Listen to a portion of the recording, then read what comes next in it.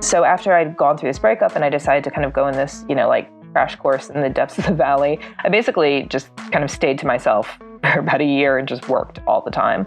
And, I went to Trader Joe's one day after like a 16-hour day, and I was getting some fruit and stuff, and so I wanted to wash my hands, and I asked one of the staff if I could use the restroom, and they told me no because they thought I was homeless. And I looked down, and I was like, oh my God, I do look like a Dickens chimney sweep or something. And I was so incredulous. I was like, do you know I'm still repped by Ford? I didn't say it, but it was interesting. It was a time, and so it was literally, I think, the next day that I was like, you know what? Maybe it's time to reclaim a little bit more of my femininity and get back in touch with what I used to do. Hi everyone, I'm Jamie.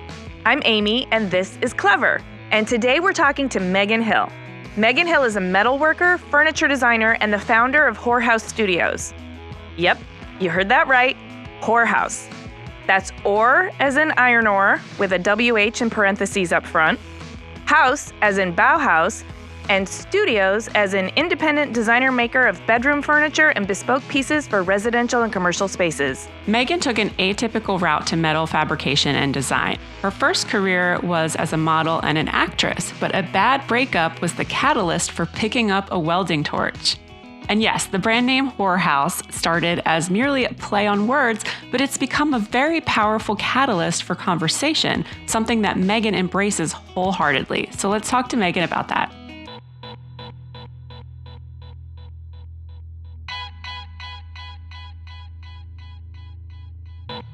My name is Meyghan Hill. I'm based in downtown Los Angeles, and I'm a metalworker, and I focus mainly on furniture design and fabrication. Where did you grow up? What was your hometown? What was your family like? I grew up actually in South Bend, Indiana. I'm a Midwestern girl. Oh, yeah, me too. Oh, yeah? Yeah. Oh, wait, you said you were from Michigan, actually, right? Correct, yes. Yes. I do remember that. Yep. Actually, I had to go to, I think, tattoo parlors, or at least this is maybe what my parents just told me, were illegal in Indiana. So we had to cross the border. Again, as a kid, maybe I shouldn't have been doing that. But my first tattoo was in Niles, Michigan, actually. Yeah. Oh, yeah. My first tattoo was in Michigan, too. Yeah. Bumper stickers could be had of that, I'm sure. Okay, so you grew up in South Bend. Did you have a creative childhood? Yeah. I don't know if I was necessarily presented with a huge amount of creative options. I don't think I went to a museum until probably a field trip in middle school to Chicago, but I definitely gravitated more towards it. I was kind of the more creative, artistic type. My brother, he definitely thinks on the other side of his head. He's an engineer now. And yeah, I was not the math girl. I was a big reader, so I think a lot of my kind of experience and maybe early artistic impressions came from the books I read and stuff. So how did your creativity manifest? Were you drawing, painting? And it's funny because I've had such an interesting thing about the fact that now I make furniture, and this thing of, do I call myself an artist and am I allowed to, and being a little uncomfortable with that. But yet then I do remember I was always considered the artistic kid, and I'm like, why though? I'm a shit drawer, which I wish I was a better sketcher. Yeah, I don't know. I did do theater and read a lot. I don't know. I think just the interests that I had were more artistic. So expressive. You sound like an expressive person. That's a good way of putting it. Yeah. Did you have any teenage rebellious years in South Bend, Indiana? Did you have to get in trouble in order to prove yourself? Well, this is a funny story, actually, is because, my family background was not necessarily the most stable. And I definitely, I lived in probably 14 different places by the time I was 14. And I actually think that's now where, my affinity for things that belong in a home, really come from. But I kind of just wanted to get out of my house in Indiana as soon as I could. Mm-hmm. And I always thought I had to wait until I was 18 to do that. And then I remember hearing about this thing called boarding school, and I was like, this is genius. I can leave 4 years earlier. And so I found this boarding school and I applied, and I was fortunate enough to get a scholarship to it because I knew how this was going to go down. So, I went to my mom and kind of showed her the brochure, and she's like, yeah, that's all good, but that's a pipe dream. Look at the price on that. And I was like, well, actually, and then gave her the letter that they'd given me a full ride, so she couldn't really say no. So that's it. I left. I went to military boarding school, and I woke up to a cannon at 6:45 every morning for 4 years of my life. Oh my God, what's military boarding school like? Well, and that's why the question you asked before is that's the funny thing is most kids get sent there because they are bad. I was the only one that was like, please, elective. I mean, I think it was amazing.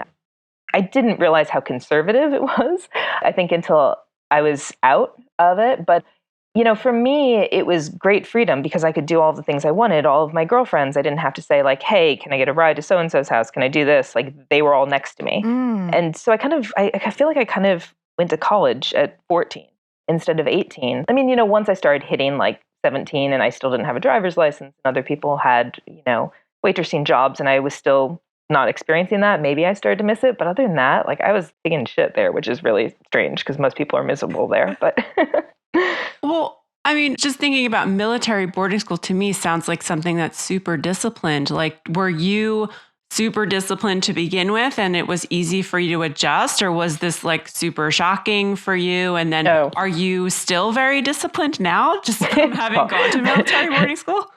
No, on all regards. No, it actually is. I mean, it's a really good school. It was a military boarding school and has been around. I mean, when I was there, I think it had been open for like 100 years or something. But around the Vietnam War, when, certain military was not, attractive, enrollment went down a lot, and it had been a guys only school. So they let girls in around the war. And so the girls' school won. I mean, statistically, it was great. There was like one girl for every 4 guys. But the women's military system was different. So I will say is all of the, really rigorous discipline that the guys had to have, like, what is it? The hospital corners, I think is what they called it, on their beds. But not much of that stuff happened for the girls. So I was definitely exposed to it, but I feel like we got the like Spark Note version of military. I'm wondering if it felt like some much needed structure and stability coming from an entirely possible, actually. Interesting you say that. That's never occurred to me. But no, I was in a big rush to be an adult. And so the idea that this felt as much as I'd ever been on my own as it could. So yeah, I think that's entirely possible. I mean, I didn't even go home for the summers. I actually would spend them with my different girlfriends. Like I spent a summer in New Mexico. I spent a summer in Nashville, Tennessee. And so I think it was a mix of structured independence, I guess. Yeah. Which I think is what leads people to be an adult. And that's what I was looking for. So yeah, absolutely. Are those girlfriends still like your roll dogs? Are you? Yeah, I mean, it's funny. I mean, we kind of are in and out, but it's interesting because there's not a single one that I couldn't like pick up the phone and tomorrow be like, oh my God, And it's been kind of funny. Like every once in a while, someone from military school will reach out like on social media or something. And yeah, it's very much like, oh, we were all in this together type atmosphere. Yeah. So you were there for 4 years, and then what happened? Did you decide to go to college, or did you go right into a career? It sounds like you really wanted to get started to being an adult right away. Yeah, and I knew that I wanted to like pursue that adulthood in New York City. No idea why. I don't know if it was a movie I saw, but New York was always kind of my siren song. So again, before I knew about the boarding school where I went, I was always like, I'm going to New York as soon as I'm 18. But then having gone to the school, which is great, they had a really good college preparatory like program. I hadn't really necessarily thought about school or what I wanted to study, but no one there didn't go to college. And so I was like, okay, I'm going to apply to every New York school, and whichever one gives me the most money, that's where I'm going to go. So I did go to college for like a couple months, and it's interesting. I mean, I don't know if I'd say I regret not staying. I'm kind of a firm believer that we make whatever choices we're capable of making at the time. Like those are the right ones you make. But yeah, I basically went there and I just needed to get to New York and, get my feet on the ground. And because I was studying acting, a lot of the kids were going out to get agents. And so I went to some meeting and I think the woman said to me, well, have you ever considered doing print work? And I was like, no, but I'll do whatever. And so they sent me on an audition that day that I booked, which I didn't know until, probably the week after I dropped out of college, that you never book the first one and you book like 1 out of 20 maybe. But I booked the first audition I went on and it was so unsexy. I was the monostat one-day treatment girl for quite a while. Oh, you know what? Thanks for that. Yeah, you're welcome. Anyway, it goes on to say that I became a model, but my agency, the kind of inside joke was like, I'm the only model that I can't get a photographer to ask me to take off my clothes. I'm the like anything itchy below the waist girl is what I got cast for. No idea why. So I booked this job and it was like $4,000 for half a day. And coming from, Indiana and very little money, I was just like, this is incredible. I don't need school. And I have, found this. I mean, and that being said, I did quit and actually worked for many, many years. But so did not go to college, I guess you would say. Well, I would like to know a little bit more about this model actress life. Growing up, reading books and seeing, looking at advertisements and all of that, I always thought that was like the ultimate job because it did seem like just really, I don't know, fancy and like cushy and stuff. Did you feel like that? To be honest, I don't think I ever really did. But it is interesting. I think it's actually both worlds.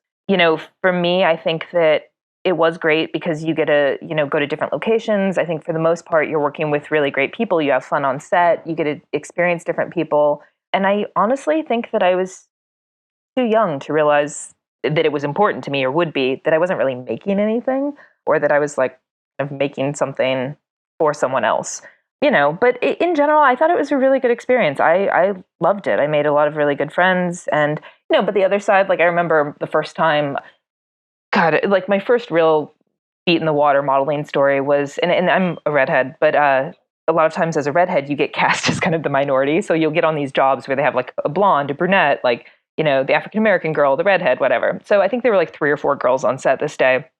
And, we took a break for lunch. And, one of these girls comes up to me and she's got like a little thing of Vaseline and she's like, do you want some? And I was like, oh, okay. I thought she was like telling me my lips were chapped. I felt kind of bad. And I was like, okay, whatever. And then they always served the most amazing food, which I thought was ironic there. But so then I just went and ate and whatever. And so then you get touch-ups after lunchtime. And, the makeup artist sits down. He's like, honey, he's like, you put it behind your teeth. So when you throw up, it doesn't rot them. He's like, you don't need chapstick. And I was like, oh shit, I'm not in Indiana anymore. So like, there are parts of it that are hugely ugly. And I think that I was fortunate enough. Well, one, I didn't start until later. A lot of girls get into that industry when they're, 14, 16, 17. And because I'd been on my own and stuff, and, I don't want to say that girls who've experienced something, not great, don't have a good head on their shoulders. But I think that, I don't know, I managed to stay out of a lot of the kind of, typical, I don't know, stereotypical bad things about it. The bad stuff you can fall into with the wrong crowd. Yeah, exactly. Do you feel like on some levels too, you were able to start to harness your own personal expression, both in print and in the acting jobs? Like, was it a form of expression that you started to feel like that you were honing and controlling, or did you feel like a blank canvas where you kind of just had to show up and be whatever they needed you to be that day? It is, again, a little of both. I think I didn't realize some of these things until afterwards. Like I wasn't asking these questions of myself at the time because I don't think it's a career that particularly fosters those type of conversations, which is not necessarily a bad thing. It's neither here nor there. I don't think I was an unintelligent person and I wasn't seeking out culture in my life. But aside from that, in terms of personal fulfillment and like how I was growing in my profession, I needed to make sure that like my nails were done every day, my legs were shaved, and like, your bikini's waxed. And you always carry like a bikini around in your purse in case you get called on an audition. So like, there's not that much personal development aside from, well, this I will say, I think this was very valuable, is being able to go in and just not give a shit, because I realized at one point that everyone in the room kind of has the same insecurities.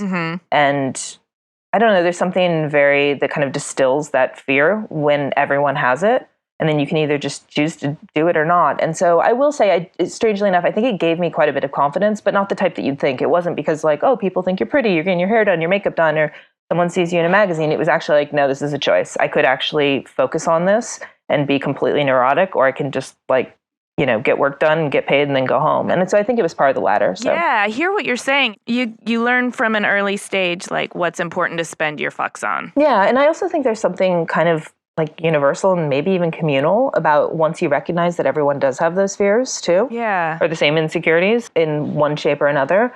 So I think, that was really valuable. To have control of that, and I don't say that I always do, but I do think in that profession I did, and I think that's really valuable to be able to hold on to yourself in the middle of whatever it is, whether I was in like a vanity hurricane or someone's in an actual, some other critical point in their life. Oh, I like that you said vanity hurricane. I've never heard it described that way. Is that a thing? I don't know. I kind of made it up, but yeah, yeah. Okay, so help us understand the transition from model actress to now welding, metalworker, furniture maker. It's kind of understood in your brand story that a bad breakup motivated you to learn welding. And so can you kind of break that down for us? It's it's made for a good tagline, pissed off model picks up welding torch. But yeah, I met a boy, and I feel like that's where so much of my troubles begun. But no, I met someone, and yeah, we were together for quite a while, engaged for quite a while, which I think is probably a red flag that I should have looked at. But we broke up, and it was kind of like slow and abrupt at the same time, but it was pretty painful. And I needed to, well, number one, just in terms of logistics, I hadn't protected myself particularly well with the house that we'd bought. So I found myself moving out of a really beautiful home into like a small, shitty studio apartment that I had no furniture for. And yeah, and I remember, like, again, there was a point in the relationship where we were kind of on life support for a second. And I remember saying that I was thinking about learning to weld. And I've always been like kind of into home design. And I've had a couple different houses that I've renovated and things like that. So it was part of a conversation, where, anyway, basically my ex is this very like proper English guy. And again, I'm not saying anything. I've relayed all of this to him. It wouldn't surprise him.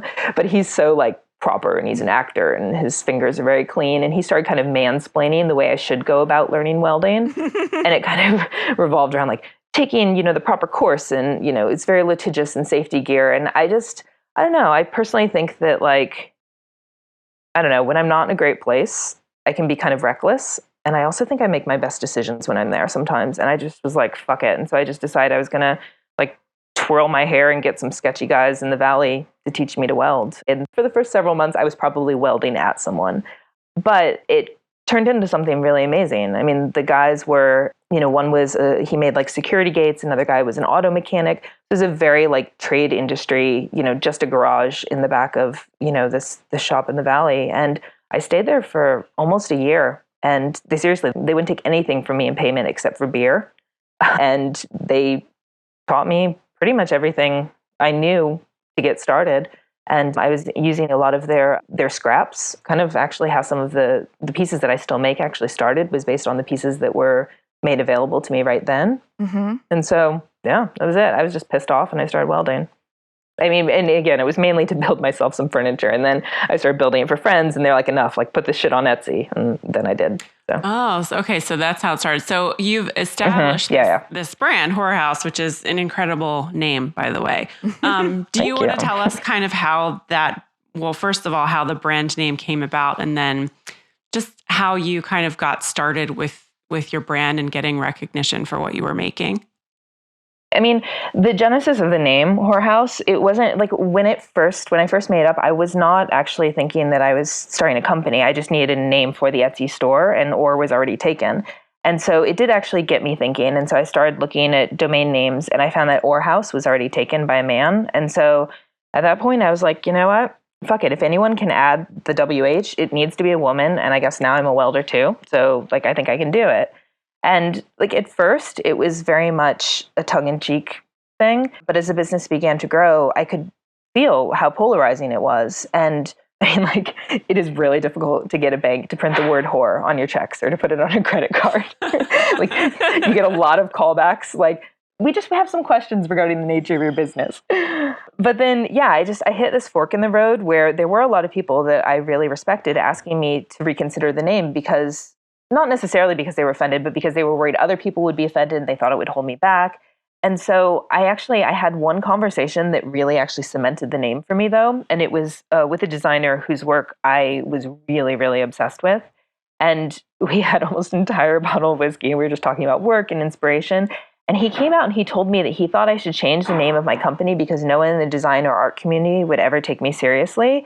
And it was only when he said that he thought the name was juvenile that it actually really resonated. He was saying it was like being rebellious for rebellious sake. And it did. He like gave me some serious pause. So, I spent a lot of time thinking about rebellion and like what purpose it serves. And, I think that the thought process and the conversations that you have with yourself and others is really, really important. Like, actually, I mean, Amy, you talk a lot about punk and how it impacted you, I think. And that I also think, like our current political and gender climate. And I mean, I think that there is essentially a little bit of a revolution going on. And I feel like it starts with a conversation. And, it's a funny reference, I guess, but I was actually just reading like a couple days ago, there was this article with Jay-Z in the New York Times, and he was talking about just, trying Trump, racism. And he mentioned, I think the Sterling guy is his name. He's the Clippers owner. I think he's the owner who got kicked out for like this racist recorded conversation. Yeah.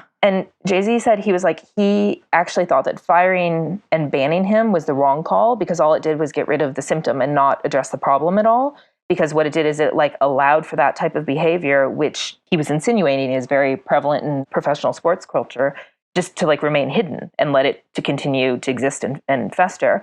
And I thought it was a really interesting point. So I just personally, I really love this journey that this word for me, and at least I think the people in my life has taken. And so, that I decided to call my company this and it turned into a conversation. I feel like it's been really rewarding. Yeah, like based on where I was in my life and where I started this company from, like personally, I mean, as a woman, I think it's even in the types of furniture that I was building. I think that rebellion was really present and I think it's really needed. And to be honest, it was kind of electrifying and a little bit addicting. I really enjoyed that part of the process. So anyway, I decided to keep the name, and I was also poor. I didn't want to buy any more domain names. But like as a woman whose previous currency had been her appearance, and now a woman who's working and struggling and thriving in a primarily male-dominated profession, I didn't realize that I had actually been pushing boundaries. I'd just been doing what I wanted to do, like one foot in front of the other. And it was only kind of, I don't know, like omnisciently, retrospectively, did I realize that I'd already kind of created that brand identity in the empowerment and that vibe. And so, I think that now the name HAüS, it's really just a litmus test for my tribe or my demographic, I suppose. And I mean, like LA Times, they just decided to, on their own, rename my company to Meyghan Hill Designs for the first time they featured my work. And finally, third time's the charm. They finally printed the word whore. But I mean, to me and the people in my life, I think that the name's definitely, not to be super lofty about it, but it's at least grassroots. It's definitely taken on this semantic shift from something that was specifically meant to devalue. And now it's, like for me, been taken back and it's empowering. And so I'm really proud of that. That's the long-winded answer of the name that was off the cuff that I've learned to actually very authentically defend and be proud of. Well, I love it. And you should be proud for sure. Yeah. And I think that, we should explain to our listeners, while your brand is HAüS, you do some creative graphics with it to separate the WH from or. Thank you for saying that, because yeah, you're right. The definition of the word or is actually to extract something of value.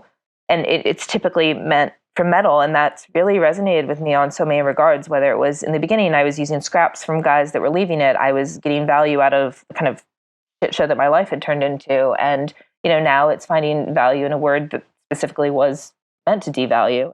It sounds to me like you are extracting something of value and you are starting a conversation, and function is a gateway to a lot of things. Mm-hmm. So the fact that you're making furniture is part of what you're doing, but not all of it.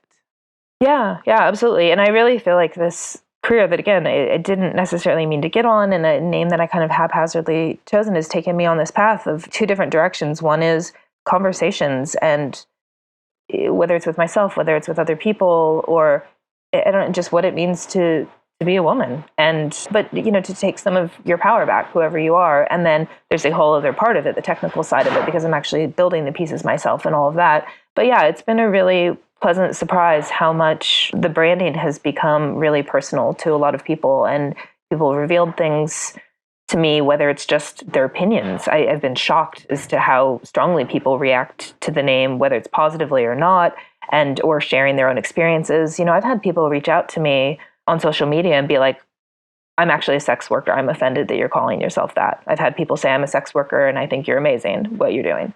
So, and those are all people that I've followed up and had conversations with, and it's really, really interesting. And so, yeah, it's kind of, a whole other branch of the design business that I'm in now. But yeah, I love that part of it. I really do. Yeah, I bet that is fascinating. I mean, it's all good and to be said, some white girl X model is going to call herself a whore when she's never actually been trafficked or had, things like that. And so, yeah, it's led to really, really amazing things. And I feel like that's the thing too, is as soon as I'll get a first comment from social media and it'll either be positive or negative. It's very one way or the other. If you do respond to it and try and do it in a disarming way, it starts a really interesting conversation. It's part of a longer story, but it's definitely started to fold itself into my business, because I agree. I don't think that I should just take a name that's going to offend people. No offense, I don't give a shit if it offends men. But if there's a woman that's actually being, is in that situation and is offended for it, that reason, like, I think she has a right to tell me. And so, I'm starting to work things in where certain percentages of proceeds go back to specific trafficking groups and stuff like that. But I'm really looking into that. And that's just part of how, having this name that creates a lot of opinions has led me in a lot of different directions that I probably would never have found on my own. You have a provocative brand, and it should be noted that in your branding materials, specifically your Instagram feed and some of the imagery and videos on your website, where you kind of tell the story of the brand, they're very artistic and provocative. And you have a chapter in your past of using your body to express yourself as both an actress and a model. And you meld or weld those things together kind of really beautifully in your branding materials. And so I'm kind of asking this from a creative process perspective. Like, how do you conceive of and execute your images? And does it feel empowering, or does it feel like it's just a marketing challenge? It definitely doesn't feel like a chore. I definitely really enjoy it. I mean, yeah, my dad was a photographer, and obviously I spent a lot of time around cameras, but fashion has always been a huge influence in my life. Like, I think that's part of why I wanted to go to New York, and it still is. I feel like it's representative of my work, and I love, just beautiful photographs and print images and how they can create a story and all of these things. And so, I think my kind of watershed moment was because, after I'd gone through this breakup and I decided to kind of go in this, crash course in the depths of the valley, I basically just kind of stayed to myself for about a year and just worked all the time. And, I went to Trader Joe's one day after like a 16-hour day, and I was getting some fruit and stuff. And so I wanted to wash my hands, and I asked one of the staff if I could use the restroom, and they told me no, because they thought I was homeless. And I looked down, and I was like, oh my God, I do look like a Dickens chimney sweep or something. And I was so incredulous. I was like, do you know I'm still repped by Ford? I didn't say it, but it was interesting. It was a time. And so it was literally, I think, the next day that I was like, you know what, maybe it's time to reclaim a little bit more of my femininity and get back in touch with what I used to do. And I think that was the next day was the first time. That's the other thing too, is I kind of a control freak, probably why I end up building all of my own things. But I take all the images myself too.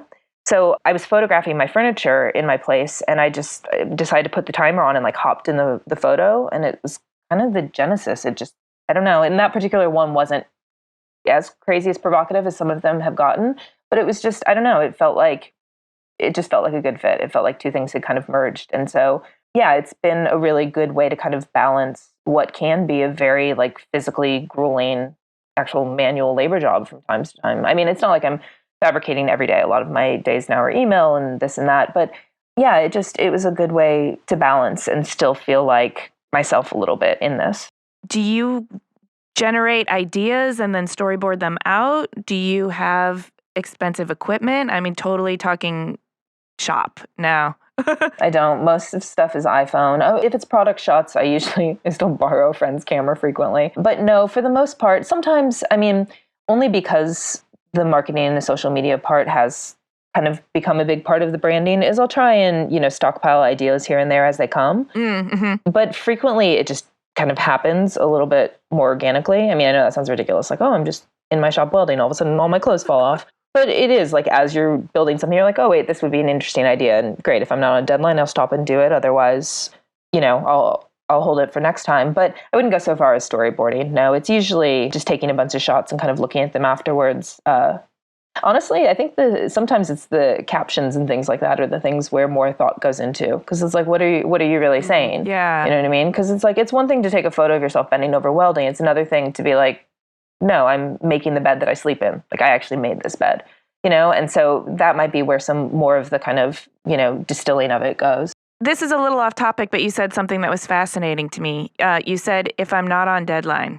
Does that mean you have days where you're not on deadline? There's different kinds of deadlines. Yeah. I haven't slept last night. I did an all-nighter. And that doesn't happen that much anymore. But there are gnarly deadlines. And then there's just the deadlines that I live under all the time. But yeah, essentially in this business, you're always on a deadline. But sometimes they let you sleep at night. Are you pretty good at time management?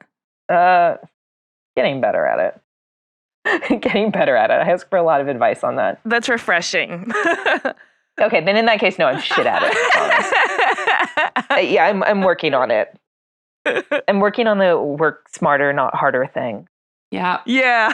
Yeah. Aren't we all? Yeah. Always? Well, but that's the thing too, is I have this conversation with myself where I'll be building a piece and say it's a piece that I've built several times. Like I don't ever want to make a customer feel like I'm not invested in whatever piece I'm making, but say it's a piece I've made many times before, or a lot of times I just get commissioned to do custom projects or something too. But as I'm doing it, I'll be like, oh wait, and it gives me an idea for something else that I'm really excited about. Mm-hmm. And I really want to drop everything and go do that. But then, there's the voice that's like, well, no, that's not responsible. You're on a deadline. And I'm like, no, that's actually the most responsible thing, because that's how the next, new thing comes out. And you have to actually foster that as well. Like that's just as much part of the work as it is. And that's a really hard thing to I am Midwestern to my core, where structure might be a problem, work ethic is not.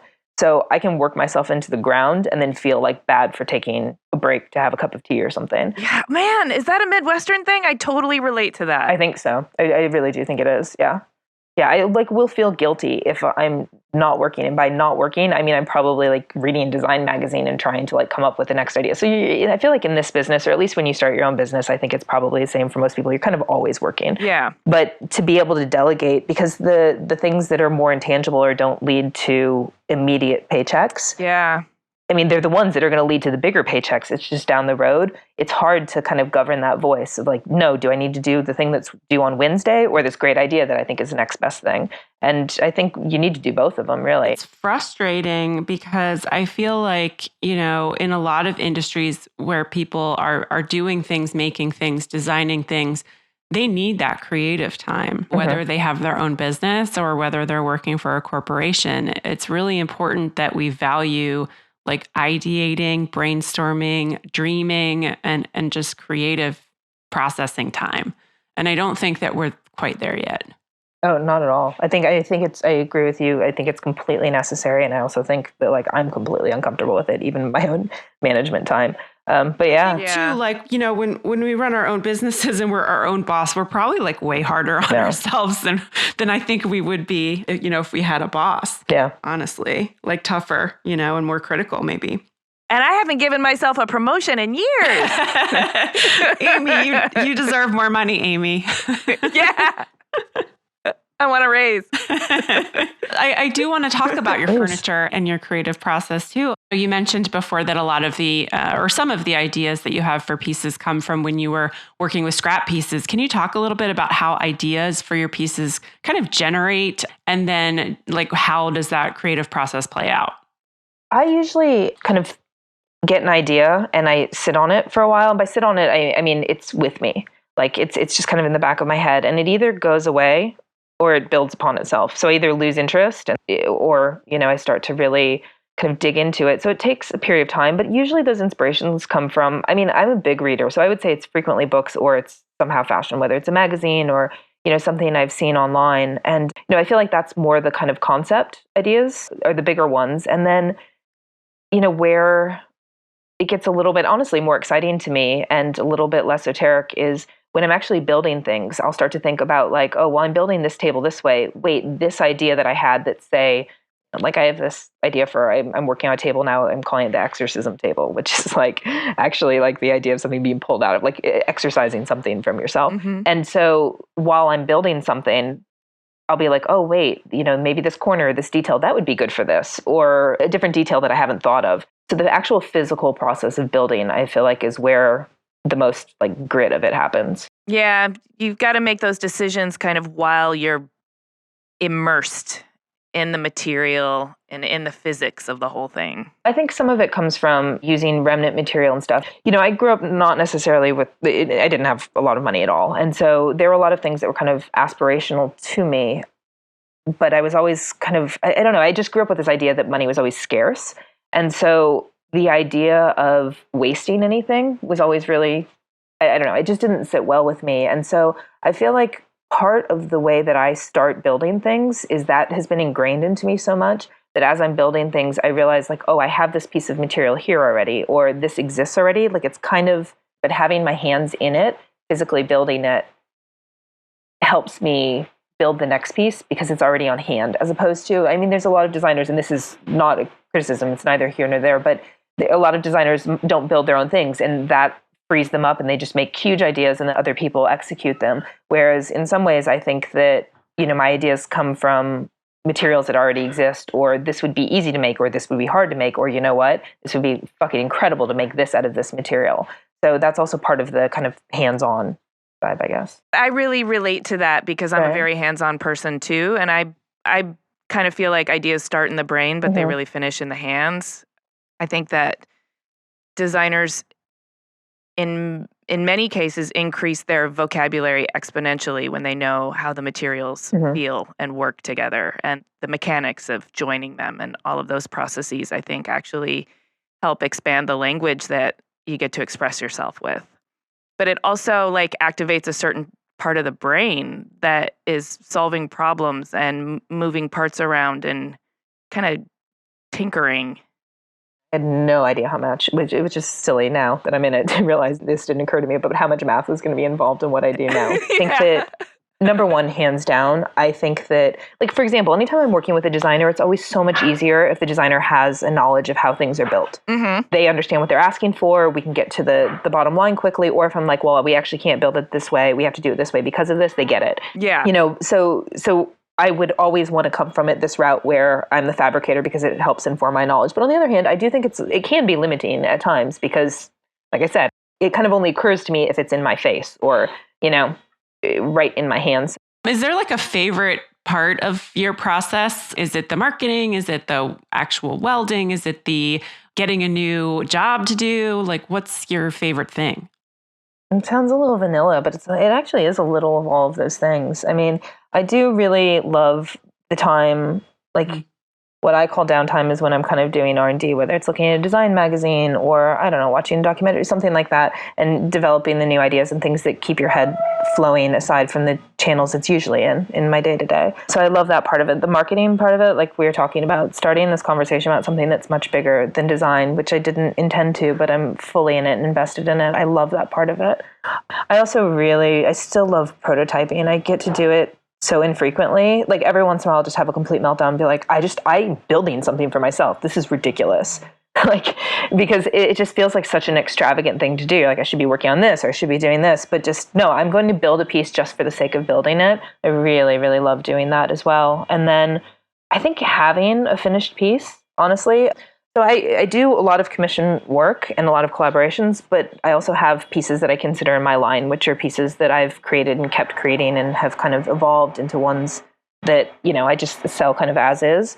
And all of those were ones that, like I said, I was always improving on them, or as I was building one for someone, I'd be like, well, maybe next time I should do this or think of this. And then all of a sudden, that itch will just be gone. And I'll be like, oh, I actually don't think there's anything left. I'm happy just with this piece. And then that's kind of where it rests. And the thing that I love about those ones, and I probably have 10 of those, but is it, and again, this might be like a married spouse who has a hot, husband, you know what I mean? And they've been married for years. Every once in a while I'll still look over and be like, oh, I still like that. Those pieces that I've made that itch is gone and I've been like, no, this is where I want it. I don't get tired of looking at them ever. I know that's such a it's oh, mirror, mirror on the wall, but I love it. I'll love to walk into my bedroom and see a coffee table that I made and I still love it years later. So that's also a really exciting, kind of exhilarating part of it for me, I think. So I want to ask you a couple personal questions. You've been pretty revealing already, but I'm particularly fascinated by the way that you've been able to harness your need to make things, your ability to express yourself, your femininity and your toughness, and all of these things together into a beautiful swirl of both product, branding, and humanity. And it's a really liberating... Oh my gosh, just keep going with that. Oh what I'm getting at is it's a very liberating and powerful place to be when you can integrate all aspects of yourself into a whole and totally own that and put that out into the world and defend it like you do your brand name and just be really comfortable in your skin.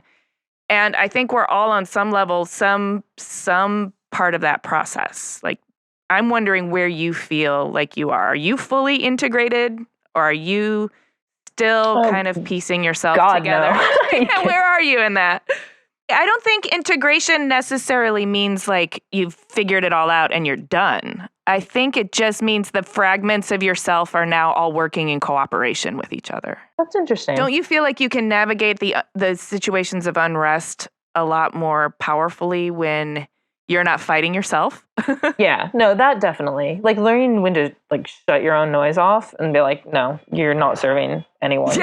Like I think I'm learning to handle myself a little bit better, as I would hope anyone, does as they spend more time with themselves. You know what I mean? Mm-hmm. Yeah, it's interesting that you asked me that. Is I do feel like I think here's what I'll say is when people say to me like, what would your perfect life look like? It would look like mine cleaned up. I might not have as many like the things that I'm not really good at, which is like emails and taxes and stuff like that. And all of the kind of basically monetizing something that's creative is the fastest way to get you out of creativity. Yeah. And it's really, really difficult. And I struggle with that. So, but that's the thing is I guess I don't know if I'm answering your question, but in terms of integration, my perfect life would be a little bit of that kind of stress taken off and doing exactly what I'm doing. So if that makes it integrated, yeah, absolutely. And I also feel like, we were talking about modeling, and is modeling just kind of something that is just vapid. But no, I actually feel like I've been able to extract something of value aside from just going on a few nice trips or, whatever, or seeing your face in a magazine,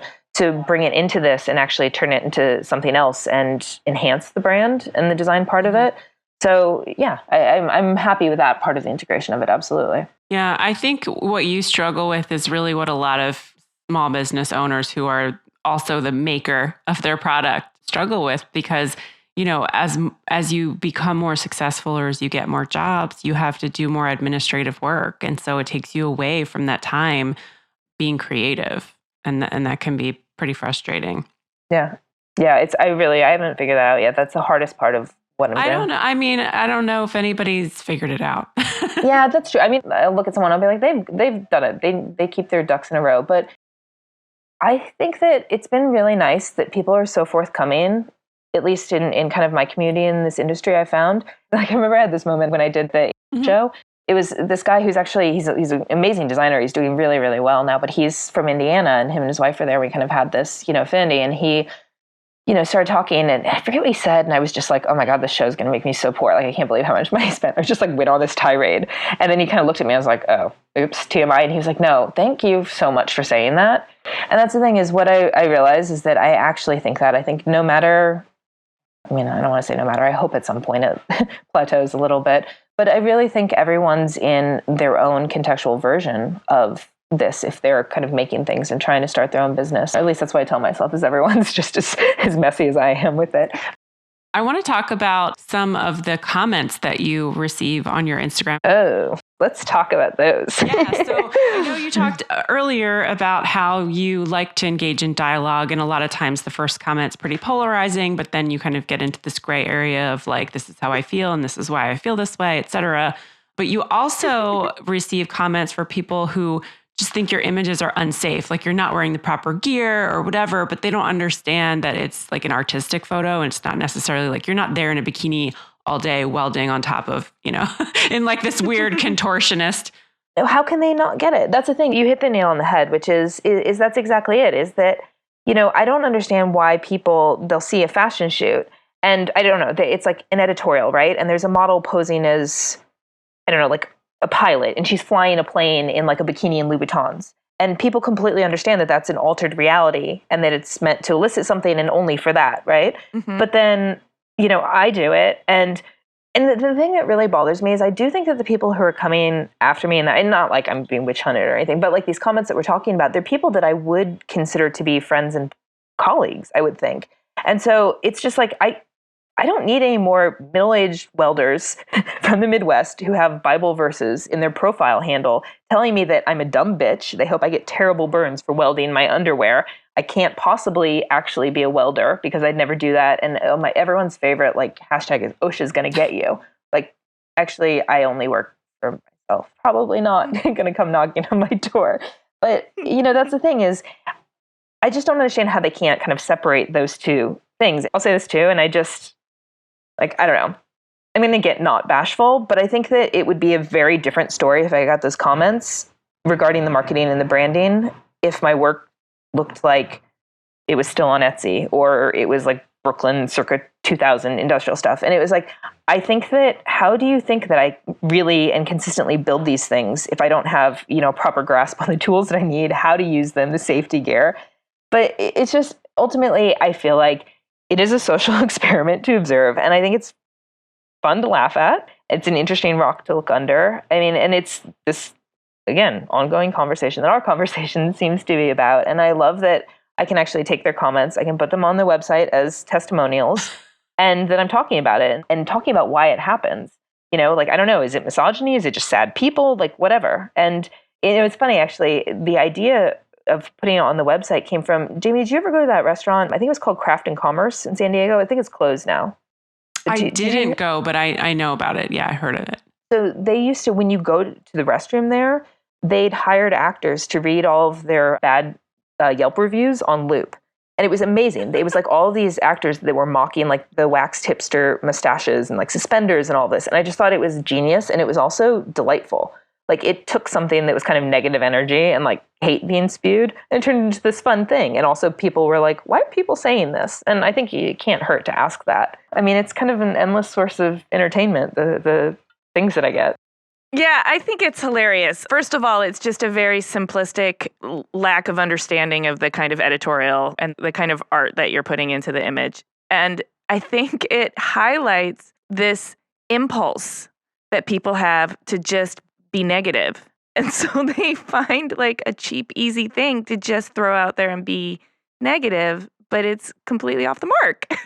Even if it weren't off the mark, I think it's somehow people who are taking it personally. I think you're right. Maybe it's trade welders who on some level find it insensitive that you are using their livelihood in your art. I don't know. Honestly, I get some pretty nasty comments from women welders. I mean, that being said, like, most of them are like, you know, it's like sisterhood and it's fine. But yeah, so I don't know if it's that. I think it's like saying something that, I think what they think I'm saying is like, I can do it like this. And I think in some of my photos, like if I'm welding on top of my table and I'm in my underwear, like, we've just acknowledged it's this kind of different reality. But to them, I'm saying, this is easy. This is such an easy job. I can do it without any safety gear, without knowing what I'm doing in my underwear. And so I think that might be the thread line. Somehow they think I'm saying that they're not skilled. I don't know. It's interesting because I know it's silly that it still surprises anyone that people can kind of be that mean. I just don't get the tendency. I don't know what it would take. Someone would have to do something very mean, like a mean post or something that felt inhumane for me to actually like comment, aside from like friends, like, you go girl. But for me to actually like write something anonymously, whereas criticizing someone, I feel like someone would have to be doing something very, like, very offensive to me, you know, or something that was clearly hurting someone else. And in that regard, I'm not at all. So I don't know. Yeah, it's really interesting. But I think you may have hit the nail on the head with the way that they feel like you're somehow mocking what they do as being like super easy, or, you know, I don't need all of the safety gear, or it's not dangerous, or something like that. Do you think this job's easy? And I'd be like, no, I do not. And then we'd be friends, which is so ridiculous.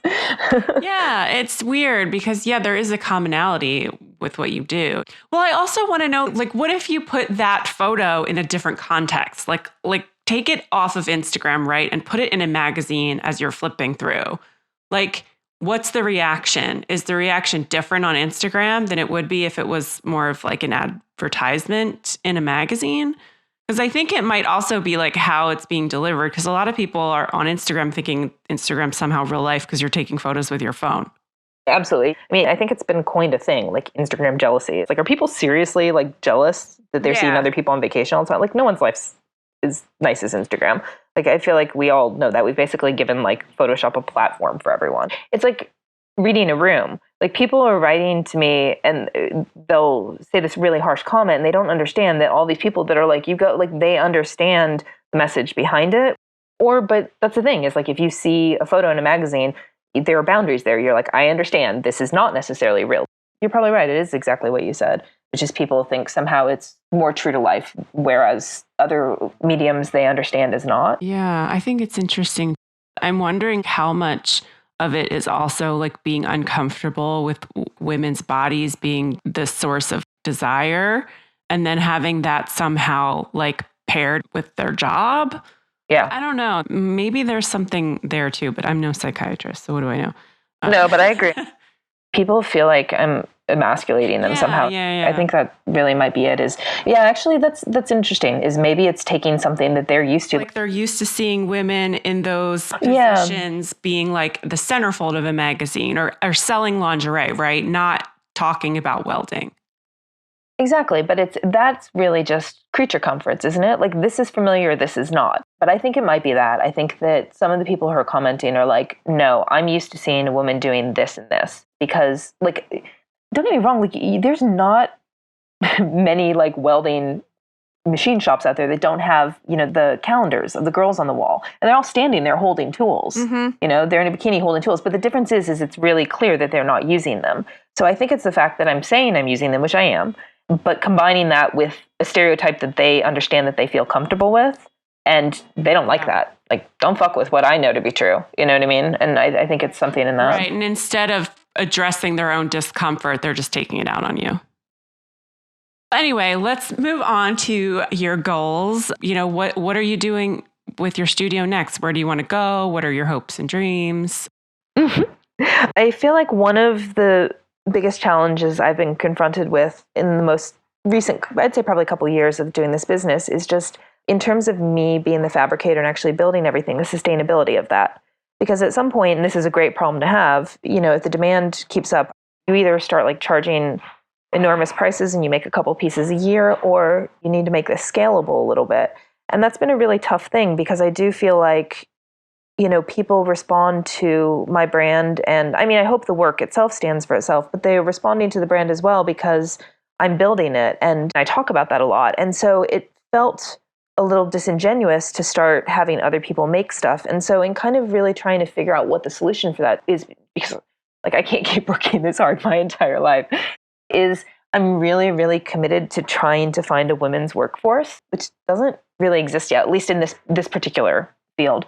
Every once in a while, I'll get a really large job where I just can't handle it on my own, and I outsource some of the pieces. Like if I've got an order for 15 tables, I'll make the first one, I bring it in, and we make the other ones together, or I kind of oversee it. But I feel like the next step that I would really get excited about would be able to scale this larger, make pieces faster, but still have women do it. And I feel like that holds on to the authenticity that I think people respond to, and it's also important to me in the brand. That's really the goal, is to be able to grow this business, but to keep it is just like kind of women strong as it is now, and find ways to do that. I love that. Mm-hmm. That's an awesome goal. There's like, for example, there's a nonprofit in Detroit called Women Who Weld. Like what they do is they take women out of shelters and they teach them to weld, and they job place them. But a lot of these women right now are getting jobs in like jeweler shops and stuff like that. So they're not quite ready for like full on, like, here's my construction drawings, make these pieces, I need them by this time, and like, let's just talk details.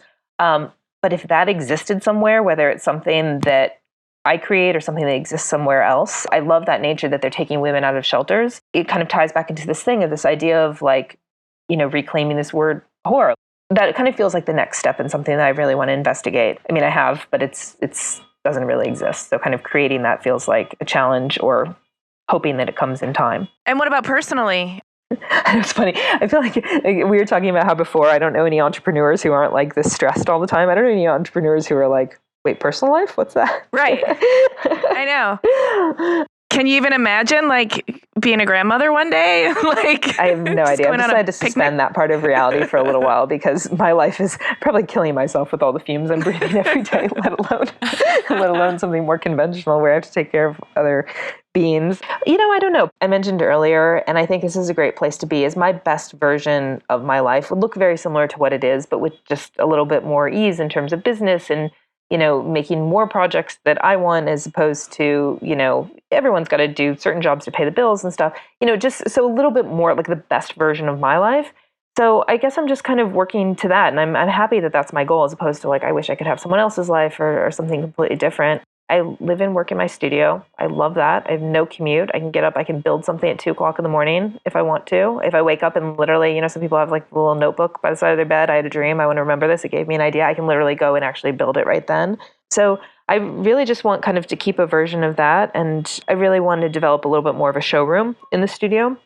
whether that turns into a little bit more of a retail vibe. But anyway, sorry, you just asked me about my personal life, and clearly now I'm talking about work. Yeah, and then you were like, let me think about my personal life, and that's all work. So, and yeah, no. Well, speaking of work, why don't you tell us about a new project that you're working on, or something you have coming down the pike, or something that's out right now that you'd like to plug so our listeners can check it out? I think there's two things that are kind of exciting me right now. One is I think, Jamie, you have one. Did you get one of the cups? I sure did, and I love it. Yeah, cool.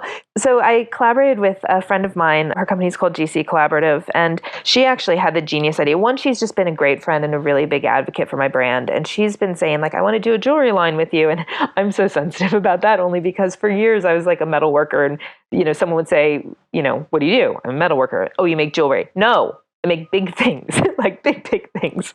Like, I hated that they went straight to that.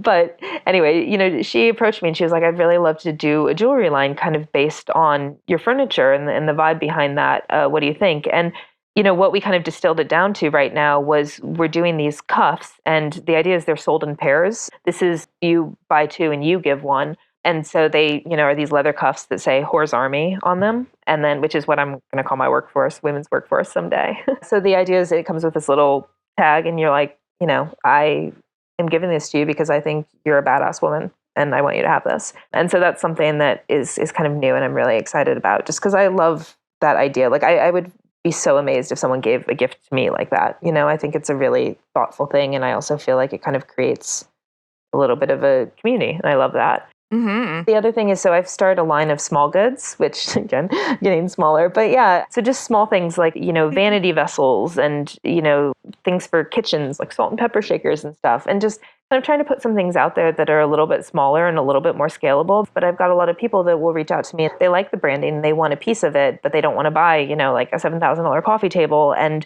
they just want something small. And so this kind of line of small goods is something that I've just kind of launched.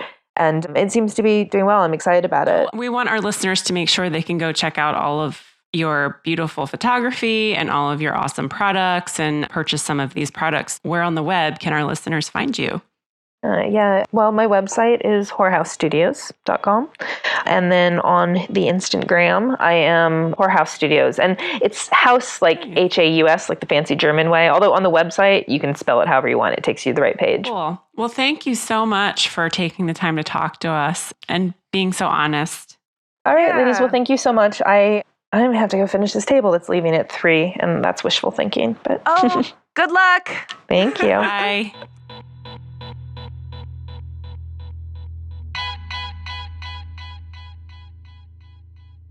She said something that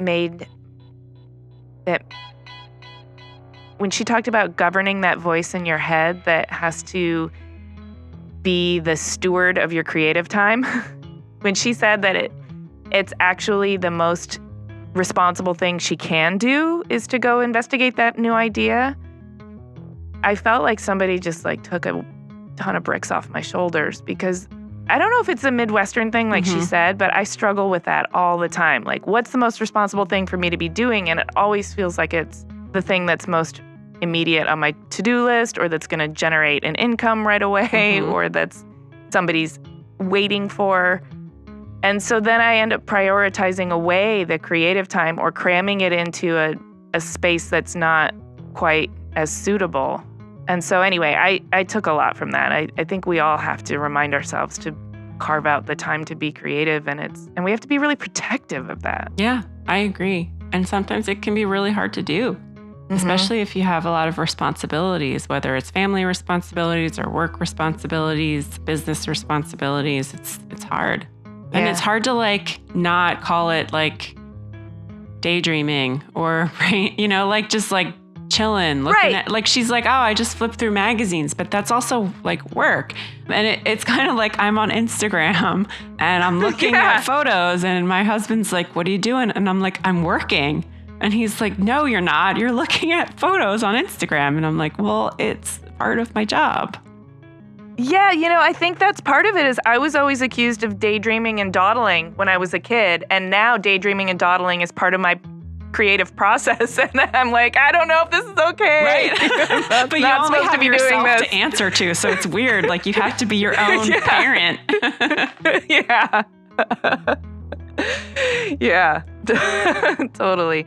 I really enjoy the way that she's just so candid about the trials of running your own business. I really appreciate her starting a dialogue with her brand. And even though it was accidental to begin with, she's really embraced it. Mm-hmm. And I appreciate that she is comfortable reaching out to people who are also negatively reacting to how she's doing things and trying to start a dialogue with them too. But I think it's really important, and maybe it's even more important now that there's a lot more going on with the women's movement this year. It just feels like really necessary. Yeah, and it sounds like that's become a really fulfilling part of the brand too that she didn't anticipate. And I'm comforted to know that she settled on that name after a lot of thought and consideration, and even after considering that it might be rebellious for rebellion's sake or juvenile. Those are pretty common criticisms of a name that's deliberately provocative. And to know that she made those decisions after considering that and is now really embracing the dialogue that it's creating is good. I know there are a lot of people, especially bands who come up with like corny names because they're funny in a moment. And then like, if they do really well, 20 years later, they still have that name. And it's like, oh man. Hello, my website's called Design Milk. Like, what? I totally, like, there was a point where I was like, oh, maybe I should change this.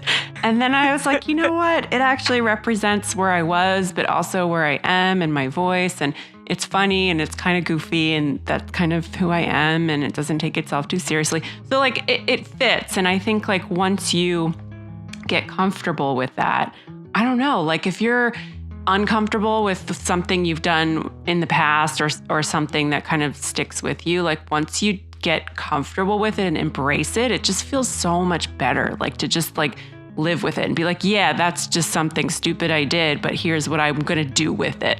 Yeah. Now, you know? And like making it. What is the origin story of Design Milk? How did you come up with that name? It was just a stupid inside joke, Amy. It was just very silly. And then it actually turned out to be the best name because it's memorable. It has a goofy logo and it doesn't take itself too seriously, which is exactly what I wanted my voice to be for the site. And I don't know, it's just been really awesome. So I'm glad I didn't change it. I think that Meyghan has an atypical trajectory, but in many ways it's universal in that it's all about like sort of claiming these aspects of yourself and then deciding how you want to share them with the world. And every sort of aspect of the way she's sharing herself with the world, she's becoming more empowered. It doesn't sound like, some people they give it up, it goes out there in the world, and then they feel abused by it. It's not happening like that. Well, I do have a HAüS Army bracelet, so I can say that I'm already signed up, or I've already enrolled in the Meyghan Hill Army. So I believe it's enlisted, right? Yes, enlisted. That's correct. I don't really know anything about military stuff. It just dawned on me that HAüS Army she went to military boarding school. So the Army thing that's a reference to her military past. I love it. Hey, you guys, thank you so much for listening. Please subscribe to us on Apple Podcasts or wherever you get your podcasts. And go to cleverpodcast.com to sign up for our newsletter, read the show notes, and see images of Meyghan's work. You can also connect with us on Twitter, Instagram, and Facebook at Clever Podcast. We love hearing from you guys. And we also have a special favor to ask. As many of you know, Facebook's algorithm is making it more difficult for small publishers and businesses to get seen. So if you love Clever, please share it with a friend on Facebook, comment, or like it. We really need your support. This episode of Clever was edited by Ty Navarez and Alex Perez with music by L1011.